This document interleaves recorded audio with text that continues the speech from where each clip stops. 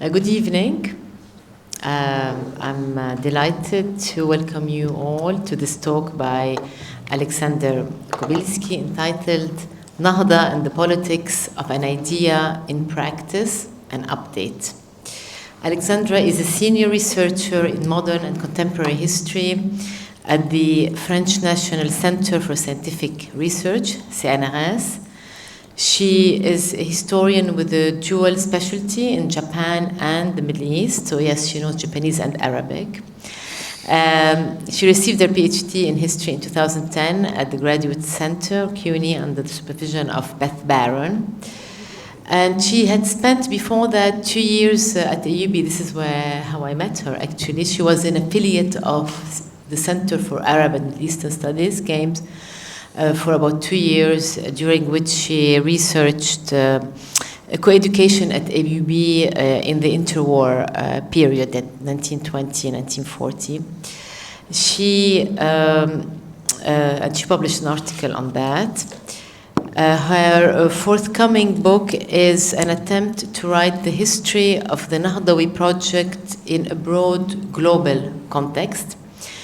And she had previously featured some aspects of this approach in the two pieces that she wrote in the commemorative volume AUB 150, her articles are entitled Reflections on Writing AUB History in a Global Age. The other one is entitled The University and the City, How Looking at the City Changes the Story We Tell About the University. Thank you, Alexandra, for being with us. The floor is yours. Thank you. Thanks are due to Nahda and Bilal, in fact, for this invitation. It is truly an honor to be here. I should say my gratitude also goes to Aida for the logistics and to the graphic designer, which gave us this lovely poster that I can put on my door when I get back. But in the interest of time, I should probably cut to the chase. My goal here today is to use this place, actually. The Al-Madrasa Al-Wataniya, established in the home of the Bustani family in 1863, to use this place as a site to explore an update in our understanding of Nahda. Now, Nahda is commonly studied as a phenomenon of cultural and literary effervescence. I don't need to say this here. It's mostly dated to the last 3 decades of the 19th century. Albert Hourani's foundational work, seminal, good reason for it to be an all-time bestseller on the Middle East Studies CUP list. In 2016, there was an edited volume that was aimed at honoring and going beyond Hourani's work, and Barak was there for that, I believe. It was a series of workshops at Princeton, and the goal was to use Nahda as a historical archive of contemporary Arab intellectual. Now, this work summed up and in a way embodied the current state-of-the-art challenge for the Nahda studies.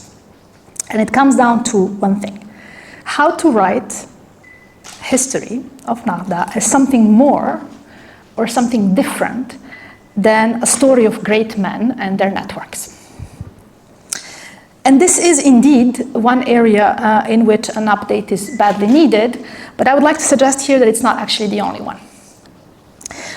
There is another one that I would like to put to you today, and that is the fact that in the process of understanding Nahda as a certain kind of intellectual labor, the scholarship has a tendency to miss, or had a tendency to miss, the work of countless men and women whose labor was essential in building and sustaining a community built around ideas, by making these ideas possible in practice.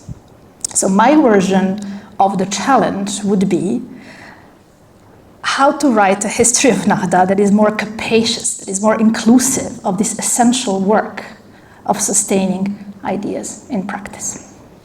And my answer to this challenge, in what's left of this hour, is to argue that one way of writing Nahda is something different than a story of great men, is to look carefully around them.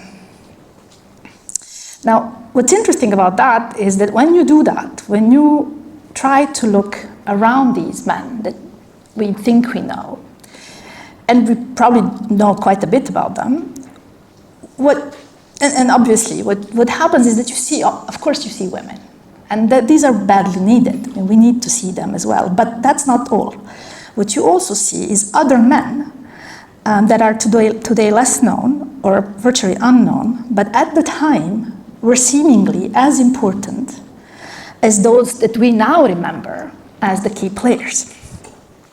Which brings me to my third point, and that is that when you shift the focus from big men and you start thinking about the materiality of intellectual labor and the quotidian, everyday efforts of keeping things going, everything that's needed to sustain a vision in practice, you start seeing other kinds of politics that does not have necessarily a name, but can be as transformative by virtue of solely existing, even for a limited period of time. So today I want to look at Wataniya less as a school and more as a site to explore what else can it tell us about itself and about Nahdawi projects in general. Obviously, I'm not the first person to talk about this school. Albert Hourani mentions it in its preface to 1983 edition of his book. Jens Hansen has devoted several pages to the school in his groundbreaking work on Beirut. Usama Magdisi mentions it in all of his 3 books. So building on these shoulders and some additional previously unused archives, I try to add my 2 cents to this debate. And I start with this concept of legwork. Like, what's the legwork? What's legwork? Who does the legwork? And I end up talking about politics of the quotidian, which is basically at the heart of the concept of prefigurative politics. And I would like to bring us to see Wataniya is a bit different from what we think we know about it. And the spoiler alert, the bottom line is that I think calling it a school, calling Wataniya a school is an understatement. And I think calling it Bustani's school is misleading. Now, as I do this very respectfully, and my hope is to join hands with other historians of Middle East in debates on how to better or how to best represent the experience of past Arab intellectuals for today and future generations. So, 3 concepts: idea, practice, politics. Now, idea is relatively short, right? What we know about the school and the idea of the school is that it was established in 1863. It was a boarding school, and that is probably not without its importance. These are the dorms. It was a boarding school. It had students from different communities, and it had support for the exercise of religious freedom, which is basically a minor revolution in comparison to other schools of its time. A less well-known fact, actually, a thing we don't talk about enough, is that the fact that the school was financially self-sufficient from the get-go. Now, this is interesting, not because it was a money-making proposition, which it wasn't. It is an indicator of a broader support in a community for a project of this kind, which is basically people putting money where their mouth is, and that's usually a very good indicator of who else is on board with this idea. Now, practice. Now, starting and running a school. Let's call this the quotidian labor or the quotidian work of Nahda, like the everyday Nahda, right? So that's where we get back to this picture.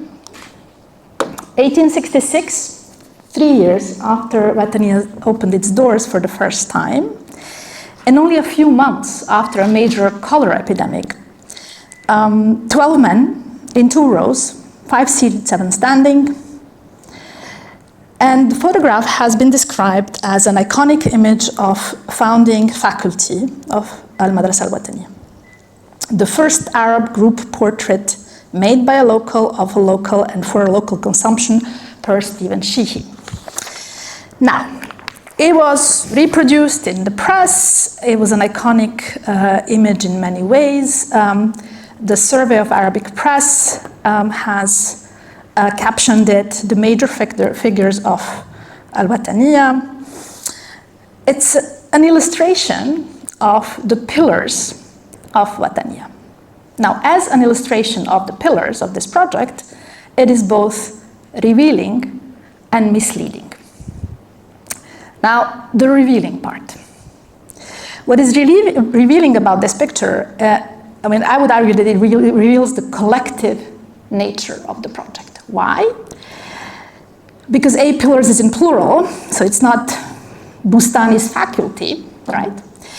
But many of these men actually are completely forgotten today.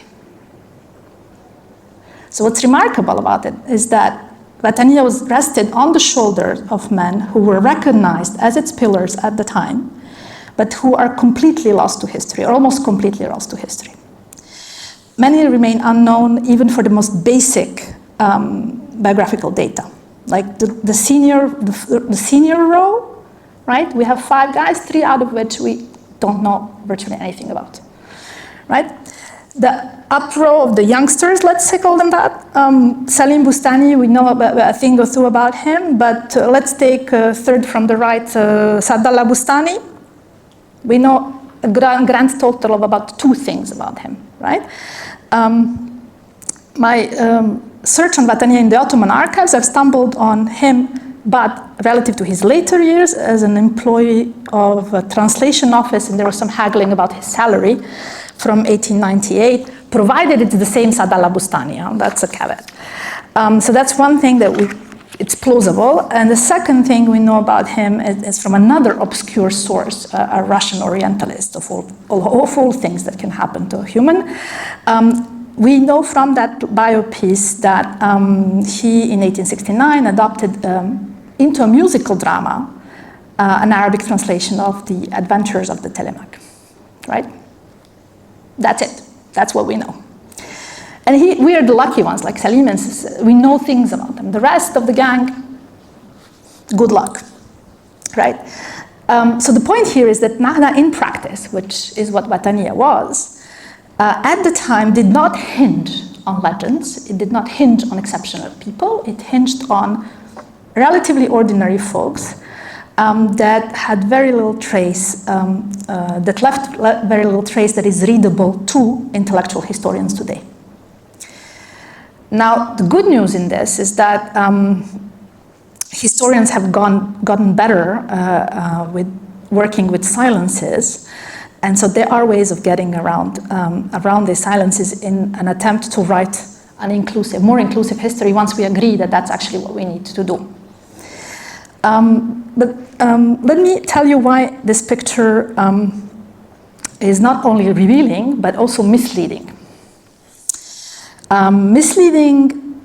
It is misleading in the sense of people who are missing. Not all founding figures of Wataniya found their way to this photo shoot. There are at least 2 women who are missing. If the dating of the picture is correct, then one of the 2 women was dead. We don't know that, but let's say Sarah Bustani was deceased by this point. She died in 1865. This is dated, the photo was dated to 1866. So let's not belabor that point. But another woman that's missing from this photo is Rahil. Rahil Bustani is often referred to as the wife of Boutros Bustani. Now, that is true. But what I would like to mention here is what I would like us to invite us to think more through is the fact that Rahil was also associate resident dean. I will return to this in a moment. Why do I search for this very anachronistic way of putting a title to what Rahil was doing on campus? Is simply to bring to mind a way of trying to recognize the invisible labor. And why do I think Rahil was associate resident dean? Here's what we know about Rahil. What we know about Rahil is before she married Boutros, she used to translate English into Arabic children's books for schools. What we also know for a fact is that in the mid-1840s, Rahil, in her own name, ran a school of 20, school for girls. Now, if you do the math, you realize that Rahil was running a school not only well after she was married, but also well after she had her first child, and also for at least part of it while being pregnant with her second child. So that's the second aspect. So Rahil was into schools. She was into running schools, and marriage, children, labor, none of this was seemingly something that would prevent her from doing that. We know from the research of Christine Lindner that Bustanis had a companionate marriage of mutual reinforcement. So there are strong indicators that Rahil was both a logistical and an intellectual partner to Boutros. And this is the only surviving picture of Rahil that I know of. And I would love to stand corrected.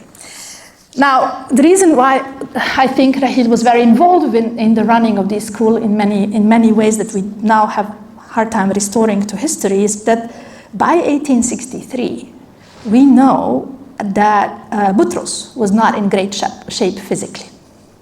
There is a reason why Salim and Sarah were teaching. And I remind you, Salim was 16 years old at the time. Now, we talk about him as a vice director of madrasa and yada, yada, yada, and that's all correct in some way. But at the time of the opening, Sarah is 18 and Salim is 16, okay? So they are helping. There is a good reason for that because Bustani is not necessarily in best of health. And how do I know that? Well, I know that 10-ish years before, 1854, he had a major issue with his leg. And in his own hand, the leg problem was preventing him from walking for a long time. This apparently got better, but he still reported feeling his leg was weak when he was walking. This is 10 years before Wataniya, right? So we have a little reduced mobility issue here. A year later, we also know that he had an episode of a throat problem. We don't know exactly what it was, but we know that despite treatment, things were not great, that he had a hard time speaking. He was in pain when speaking, unless he was speaking in a very low voice. And we also know that he was not very confident about regaining his old voice. Now, obviously, things got probably better. I would think so, but we do know that from just those two letters, and we don't have many letters, but those health issues figure relatively prominently in Bustani's letters, so we know that he was not in great shape by that point. So with all of this in mind, we may not know the details of Rahil's weekly to-do list on campus, but we can agree that she was likely doing a fair share of keeping the school going. Now, keeping the school going sounds very abstract. It's not a real job, right? And she's not teaching really, so it can't be that important, right? Except that, not to mention that she probably had servants, right? And that was also, like, she had help, probably. But let's just bear with me for a minute about a way to wrap our minds around what that meant, logistically, like the legwork stuff, right? And so here's what I would like to remind you of some facts and some numbers. Fact number one. Wataniya was actually operating literally in Rahil's home. It was a boarding school with dormitories that were flanking the main building, which was not only a place of learning, I mind you, but also a place of family life for Boutros and Rahil and their children. At this point, as Wataniya was taking its first students, Bustani kids ranged from an 18-year-old Sarah to a 1-year-old Najib, who was probably learning to walk about. Now, as Wataniya grew, so did the Bustani family, and all the hustle and bustle of the campus. Rahil would bring 2 more pregnancies to term and give birth in her 40s to 2 kids at her home as one did.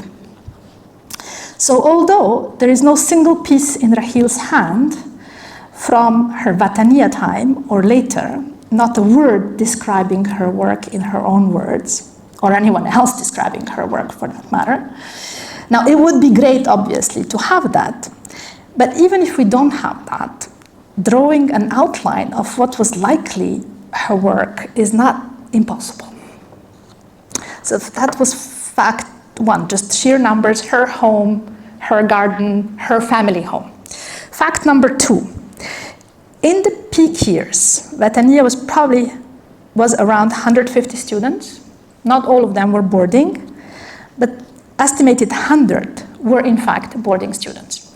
Perhaps not all were boarded in the dormitories, and it is by the size of the dormitories, it's highly unlikely that you could actually fit 100 people in them. But let's say many were. Many of them were boarding in the two dormitories that were flanking the main building. And let's see, so this is the main building. These are the dormitories, right? This is the one surviving dormitory. And this is a picture from about 10 years ago, so now apparently it's in worse shape, but it's still standing.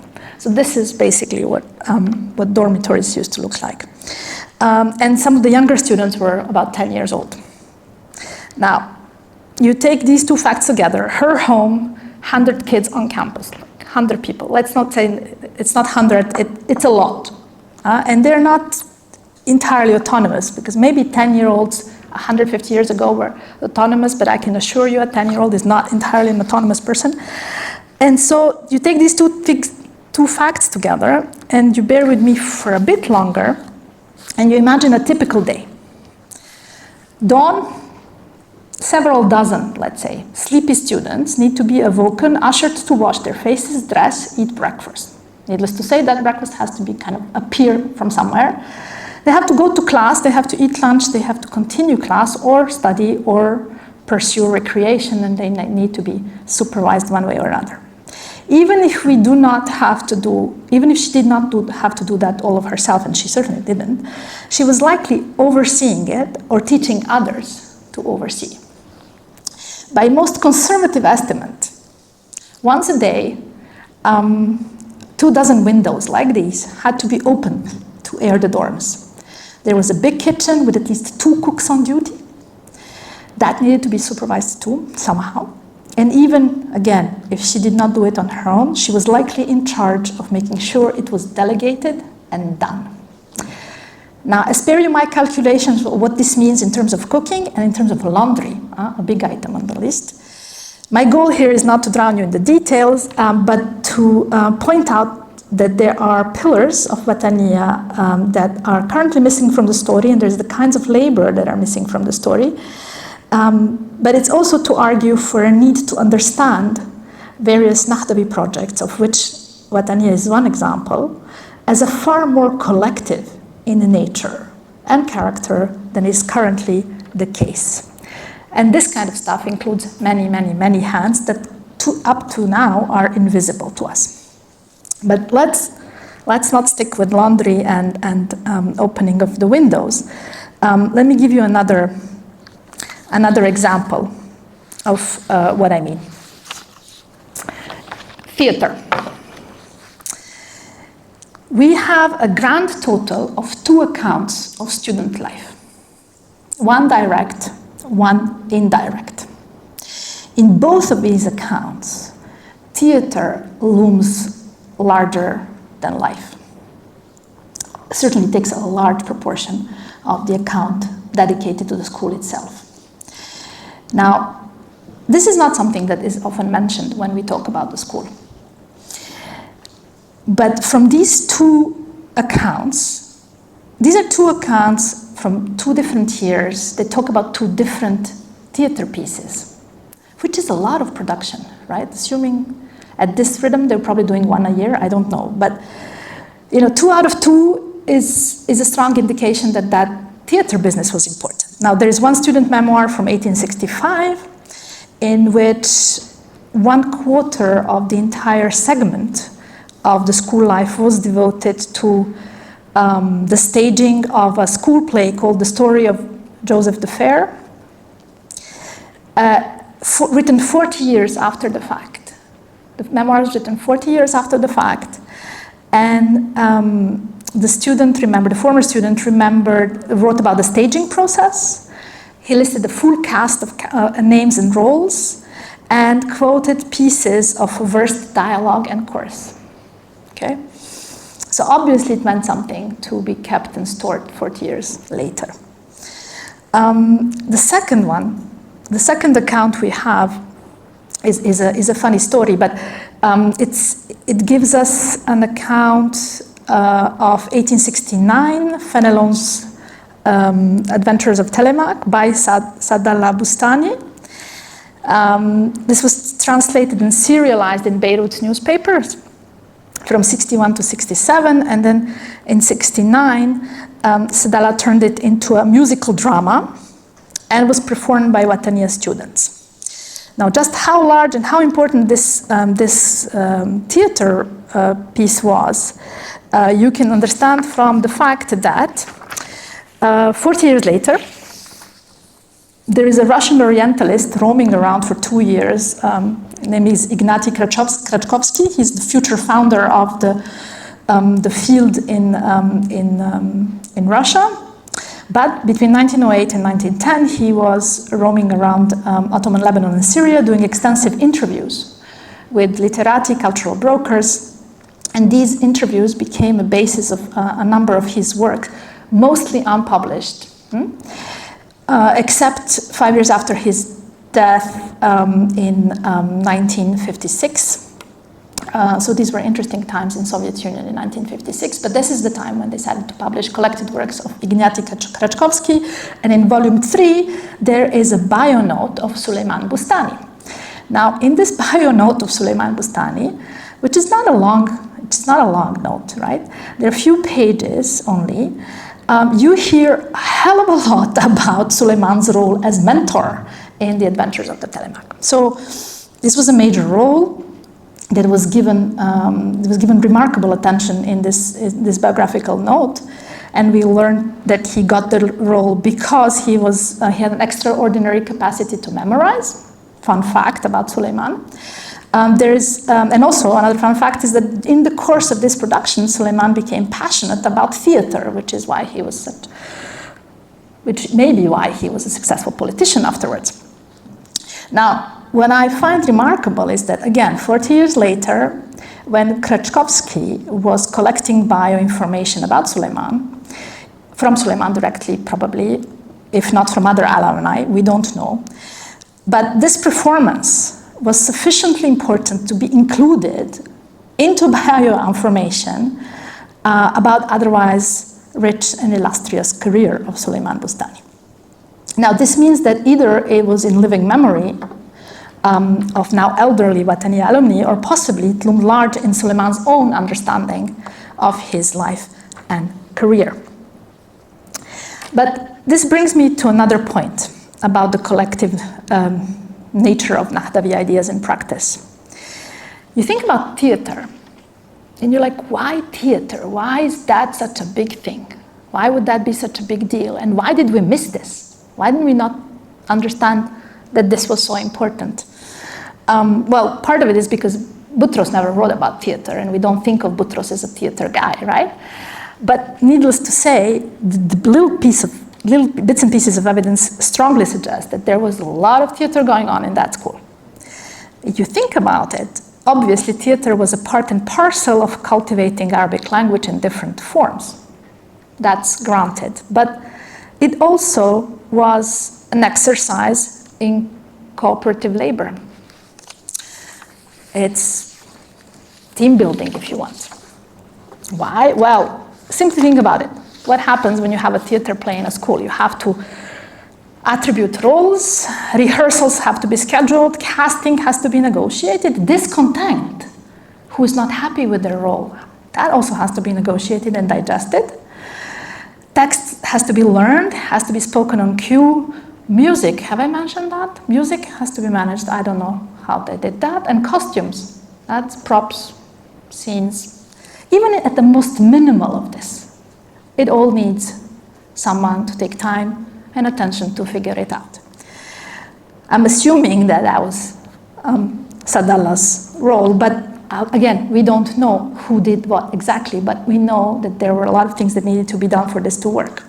So theater was a site of performance, certainly, but it was also a rite of initiation, a rite of passage in a way, for students and teachers probably, into a community of cooperative labor. So for all of the above reasons, I think the institution that we often call, and I myself initially included myself into the group of people calling this Bustani's school or Boutros' school, was in fact a community center. It wasn't just a school. It was a community center, it was a hub, it was a collective. I mean, I just presented about theater, but we all know that the Syrian Society of Arts and Sciences, which included many members of the faculty, was meeting probably very regularly on campus, right? So for all of these reasons, I think that there's a strong case to say that the school, the Wataniya, was a community center and a hub and a collective. And this is where this is one example of what I would call the legwork approach, right? How do ideas work in practice, right? So we had the ideas, we have practice. Now, where's politics in all of this? Well, I would like to argue also that not only was a lot of Nahda very collective, but I would also like to argue that it was very political. Now, here is why. Here's why I think that that Wataniya was a political response to a political crisis in the aftermath of 1860. We know that Boutros was very unhappy with the violence of the Maronite Druze violence in general. We know that about 1860, but his letters from 1845, when there was a less well-known episode of a similar Maronite Druze violence that clearly shook him, in just one letter, you read lines and lines and lines of fear, anxiety, worry about both sides and about what's going on. Now, in 1845, this stayed in private correspondence. By 1860, this anxiety about seeing things go south was not new. What was new was that it was digested by pamphleteering. And this is where the Clarion Nafir Surya comes in and often is understood, and rightly so, to have been triggered by the crisis of 1860. Now, the pamphlets have received much deserved attention. Stephen Sheikh has called them a pivotal moment in the articulation of modern Arab political subjectivity, as well as setting new standards for writing of Arabic prose. More recently, AUB's Nadia Abu Ali has drawn attention to the concept of death, guilt, love, mercy in the pamphlets. All of these very fascinating ways of looking at it. Last but not least, thank God we have a labor of love translation of this, with a great preface and an intro. My interpretation of the Clarion is, of course, to say it was all of the above. And I would like to add one more thing to it. I think it was also importantly a call for resistance.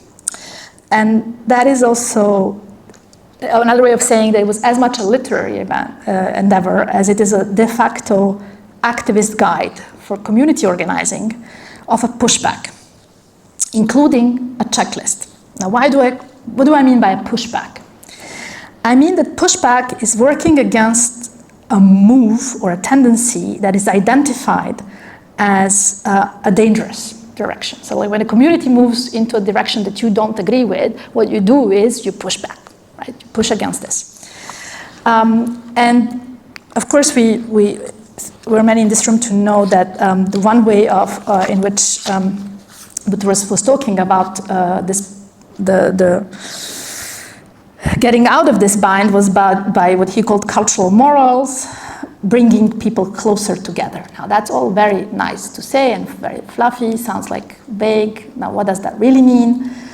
Well, he was actually very clear on what that meant. There are 4 things you need to do.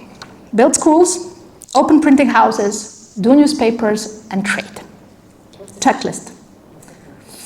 Schools, printing presses, printing houses, newspapers, and trade. Now, the easier it is for people to have access to them, elite and commoner, the stronger and more practical the country will get. That's Boutros, not me. So to me, this reads as a to-do list of anti-sectarian activist collective. And I therefore refer to this as a pushback list.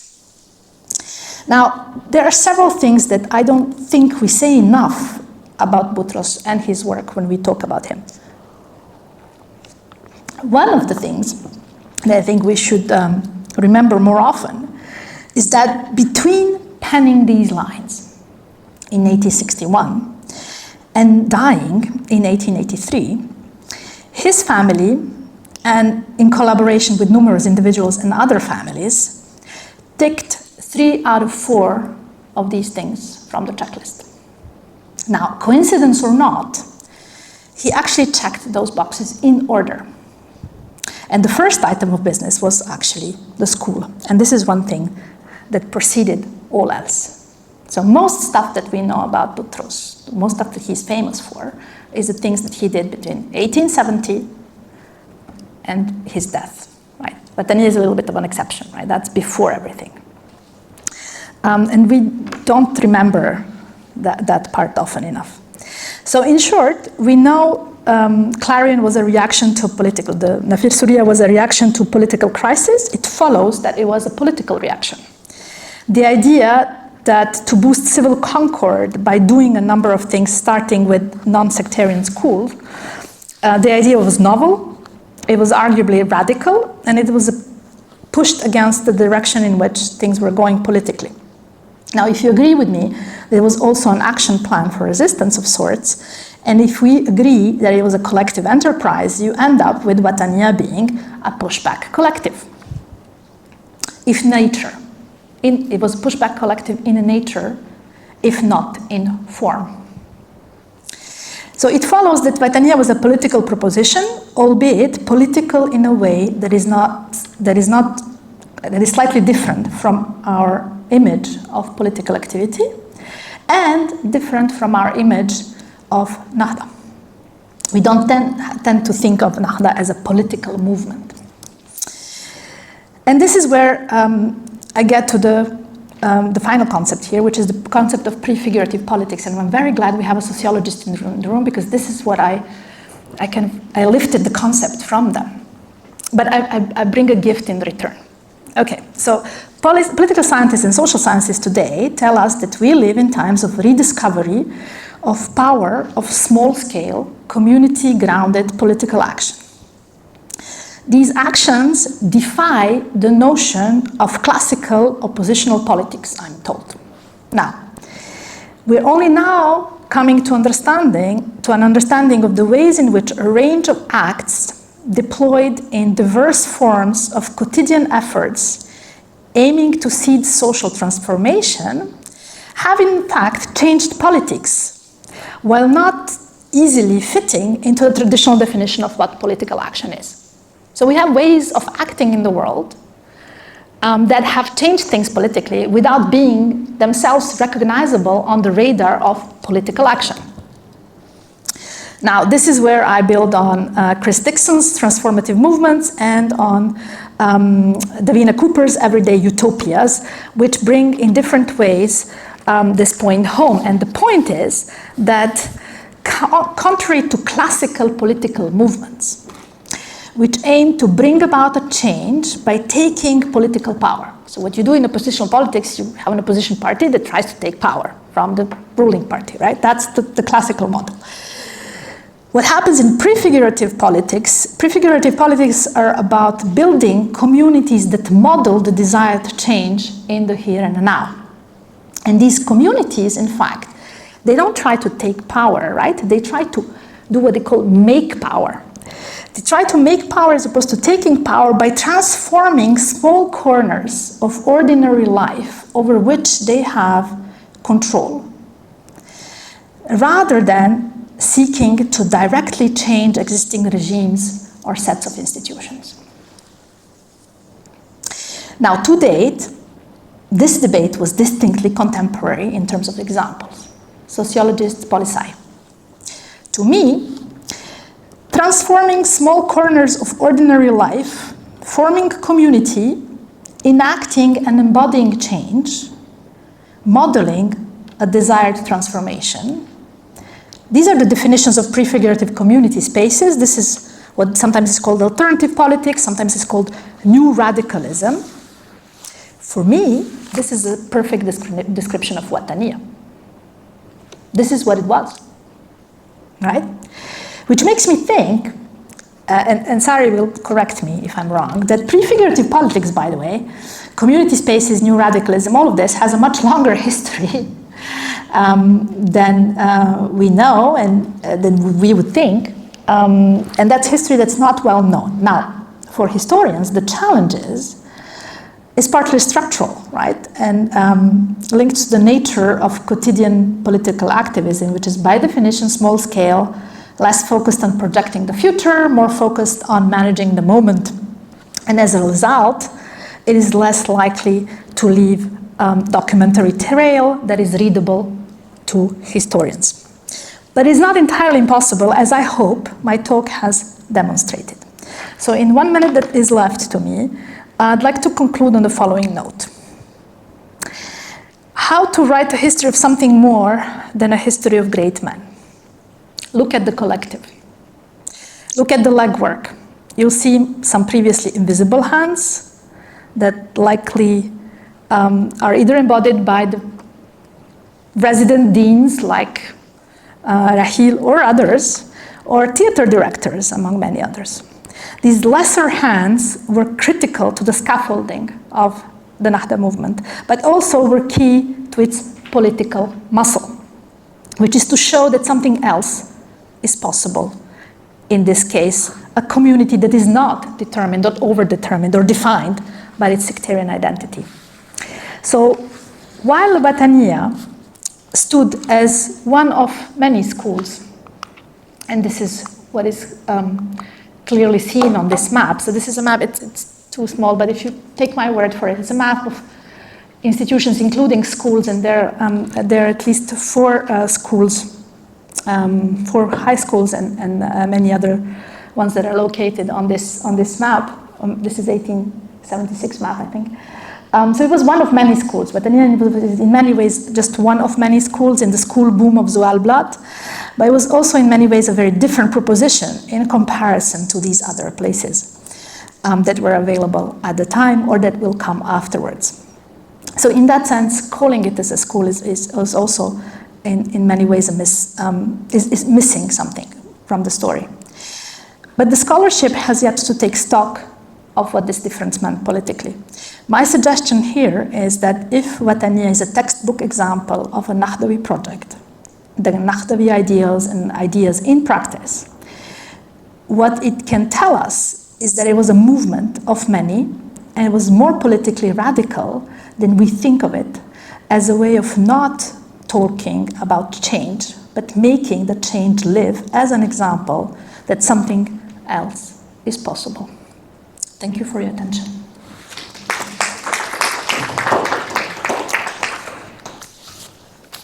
.45 on the dot. Thank you. Thank you.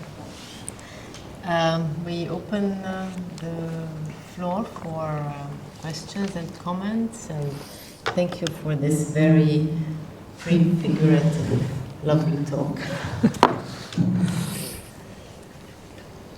Yes.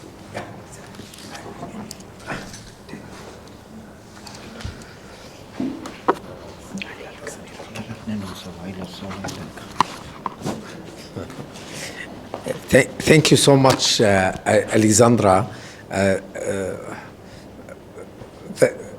Very, really eye-opening how to read not only the history, but how to read a political action today. I mean, I have only small concern that how you connect this to the idea of Wataniya. Because I can imagine a missionary enterprise like EUB, which can lead also to a kind of prefigurative community where push toward, I would say, Nahda and modernity. Definitely today, for instance, the question of the amazing work done by religious or faith-based organization is also. So more and more I feel it's important this social structure that is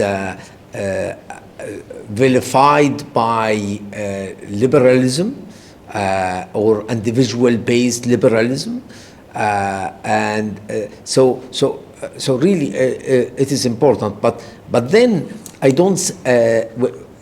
We need to assess case by case that some can lead to Nahda and other not. So this is a moment I have. Yeah, I think that you're right to be concerned about multiple ways of getting to the same thing. From a historical perspective, when I say that Batania was very different from other propositions, is that, including missionary ones, is that at the time the missionary proposition was not different. It was not radically different. It was like there are all these groups, we're going to add to the group, and we're going to advocate for our group. Right? That was the model. That was the business model. So everyone could come, but everyone who came had to sit and be proselytized. And it had to be explained to them that there are better ways of doing this than their own ways, the ways in which they came. Right? That was the basic thing. In that sense, Batania was very different at the time. Now, the good news is that had Boutros not pushed for this, Bliss would not have gotten angry enough to have his own thing. So in a sense, Boutros started both schools, right? And this was part of the argument in the 150, right? Fun fact, until Madrasa Wataniya closed, AUB never rivaled Madrasa in terms of attendance numbers, right? So that is... In terms of attendance numbers of kids. Watani, there were more kids in Wataniya. Yeah.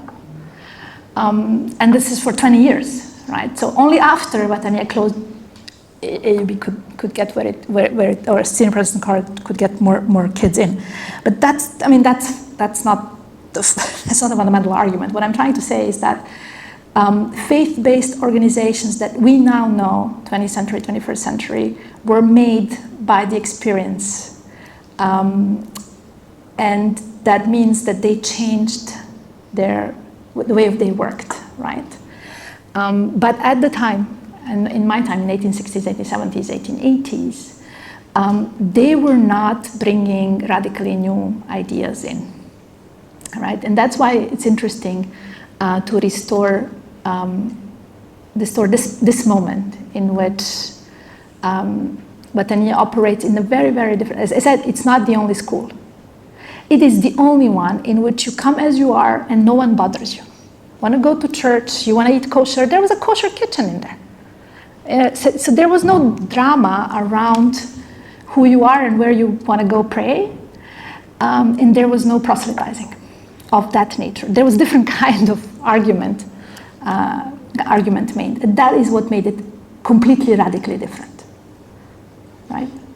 Can I just, I'm thinking about the work of Asif Bayat and the concept of encroachment. I mean, change by encroachment. It means that this is about your everyday politics. I think it's very similar, your work, historical work, with his work about Egypt and Iran, and how in the difficult setting, like authoritarian settings, how people try to push for political change, social change through the encroachment. Yeah. That's it.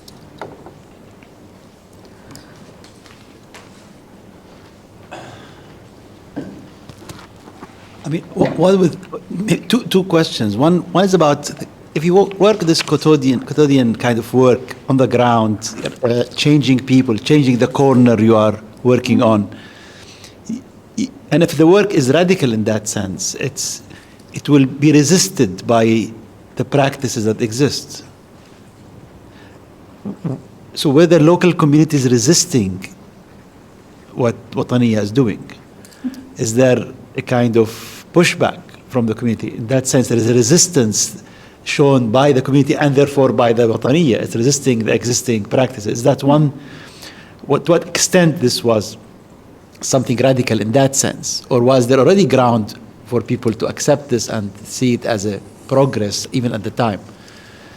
The second thing is, I mean, the focus on this everyday work happens within a context of that this would lead to something political at this. We need to prepare the ground because we don't have the infrastructure, the human infrastructure for making the political changes we need to have. We still have to do the kind of infrastructure work. Is that the idea? Why they choose to avoid the political? Was it the kind of that this still needs building? We need to create the people who can be the carrier of the political vision. Is that? And of course, another note here is that now it seems people, when they see there is no hope for political change, they do the quotidian stuff. All the NGOs do that. They avoid politics and they try to empower, whether it's communities, it's women, it's children, in a way, a kind of an act of desperation rather than, because there is nothing political to be done, they think we can work on, or the political is so contested, you want to be non-partisan, so you go for it. So what motivates the Wataniya to take that non-political sort of, non-directly political one and work on, is it because they need to prepare people? Is it because there's a pushback against them? They want, what is the context for choosing a non-political, or this was the modus operandi of all these schools that they work on the, and of course still needs to be explained. Is it comparable with other projects which had the political, direct political side, and other educational projects which had that political aim more visible than Wataniya? Two excellent questions. Resistance is the community resistance to the school. Like if you have a radical idea, even if it doesn't bill itself as political, it's not going to go down smoothly, right? What is interesting is that the only archives that inform us on that are the Maronite archives. And there seems to have been dissent among the Maronite bishops. So for example, you had kids from Saida who could come to the school. So the Bishop of Saida has authorized parents to send the kids to the school. But the Bishop of Beirut did not authorize the Wataniya students to attend service in any of the Maronite churches in the city. So Maronite students had to beg to be accepted to the Greek Catholic Church for service on Sunday, right?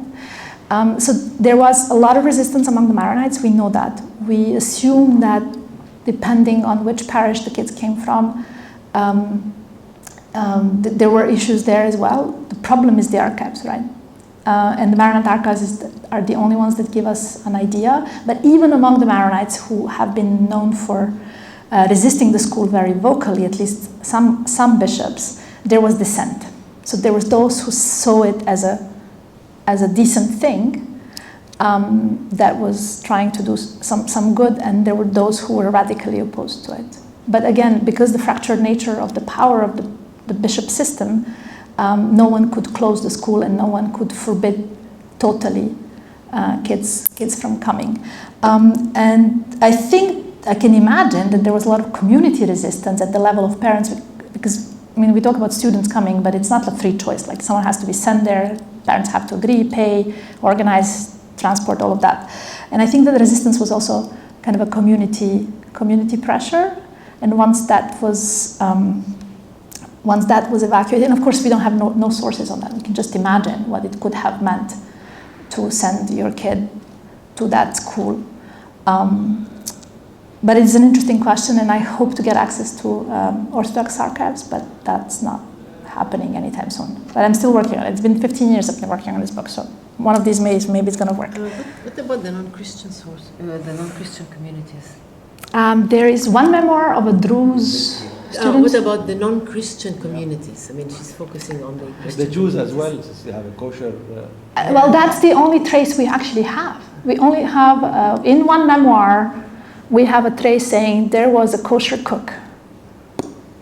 And Rahel, the wife, is a very Jewish, the name, the wife of... Protestant. Yeah, she was Protestant, yeah. They go biblical. The Protestants go back to the Bible, so they Yeah. can tend to have this kind of, kind of names. Your second question about, so there was resistance, but it was not game changing. That's precisely what's interesting about it. There was no plan that this is a preparatory action for something else. This was it. This was the thing, right? I'm not sure if it's despair. If I had to put an emotion to it, I would say it was anxiety. It was what? Anxiety. Mm-hmm. Because when you read his 1845 letters, which was a similar situation, so it's a Maronite Druze clash. You read the letters, and we don't have many of them, but it's visceral. The fear, and it's not taking sides. It's like, oh my God. Like all these people are displaced from here to here. These other people are displaced from here to here. Everyone is looted. No, like the situation is catastrophic. This is unbearable, and this is peanuts to what happened compared to what happened in 1860. So I can imagine that he was like, not only is 1845, repeating itself on a far more massive scale, but also this is not going to go away, right? Something has to be done. And one of the interesting parts of this for me, and this is where I realized this is a radical proposition in a sense, and it's a radically political proposition. One of the memoirs of the Jumblats mentions two Jumblat kids, one of whose father died in Ottoman prison waiting to be hanged for justice from 1860. Together comes down from the same village as Suleiman, and they kind of go down to school together. Two Jumblat boys and Suleiman come down to the school at the same time from the same village. Like la-di-da-di-da, everything is fine, right? If that's not politics at work, I don't know what is. I mean, I come from former Yugoslavia, right? So you put, the kids from different things, just like 2 years after the siege of Sarajevo is over, into the same classroom. That's political. That's how I got to the idea that this is not some literary, cultural effervescence, let's do theater together kind of business. This is a very strong political statement. It doesn't bill itself as such, and that's where the power, I guess, comes from the fact that its margin of maneuver comes from the fact that it's saying, no, it's great, it's perfect, we have no beef with anyone. Where it gets more political is that you see a lot of Watania alumni in the movement for the municipal council, which gets as political as you get. Petitioning Sultan to get a municipality of Beirut is a direct political proposition, right? So it gets political, but in different venues, directly. But I wouldn't say despair, I would say anxiety. He's in despair, that's No, I mean, we're all in despair. We're all in despair, but yeah. Any more? Yeah, but... Yeah, just despair removes anxiety. You just give up hope. Are we using both? Oh, thank you. This was really a great talk and a lot to think about. This was a great talk. I've been actually thinking about the methodology that you would use to come up to these conclusions, and I think I would invite you more to maybe explain, at least to me, why you think this was a radical enterprise. Because I'm always anxious and I'm always cautious in a way to read too much into enterprises that claim to be radical or revolutionaries or millenarian or based on faith in the 20th or 21st century. So to what extent we can make this distinction that this was part of this imperial aura of the Tanzimat or the secular tendencies of the 1860s, 70s, and to what extent are we reading too much into the, let's say, the utopian aspirations of Boutros al-Bustani and his community in the school? So would, for example, the kosher chef is an indication of that? Are we reading too much into this? Or this is just, to use the word, a quotidien kind of practice in Lebanon at the time? I hear two questions in here. One is about where is Wataniya position compared to the Tanzimat, and I think it's a Tanzimat project. Miyeh bil miyeh, there is no doubt about that. And in fact, there are letters in the hand of Wali of something, Saida maybe, saying exactly that, saying, I have visited the school, these guys are great, this is exactly what we meant by Tanzimat, perfect, right? So that's clear. And no one's complaining. Now, radical, I also tend to be very skeptical of people who are yelling bloody murder, me doing radical stuff. And it took me, as I said, 15 years to realize that no one here is saying radical. That's precisely what they're not saying. They're saying we're doing a school. So for me, school is basically a banner behind which there's a lot of work that is radical in its impact and its grounding more than its intent, right? But yeah. also, Boutros al-Bustani has this secular idea very strong in his writing. Boutros has it was a very radical idea. He's radical in the sense that he has a very ecumenical idea, but he's a believing man, and he thinks everyone should be a believing man. So he's not secular, he is ecumenical. Now, it's very important to keep this in mind. So there are different ways of being liberal, right? The standard version of being liberal is being secular, right? Except that's not what we see here.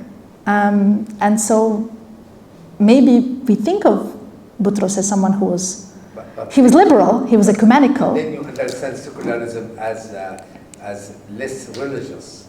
And I'm not sure. I mean, all now our sociology of religion to criticize this conception. I mean, you can be religious and secular. But Boutros Bustani has a very amazing text of talking about the separation between politics and religion, and somehow precursor of this idea of neutrality of the state vis-a-vis its citizens. In this meaning, I would say, separation of church and state. Yeah. In that time, it was a radical. Boutros Bustani was quite radical. No. That we clearly agree on that.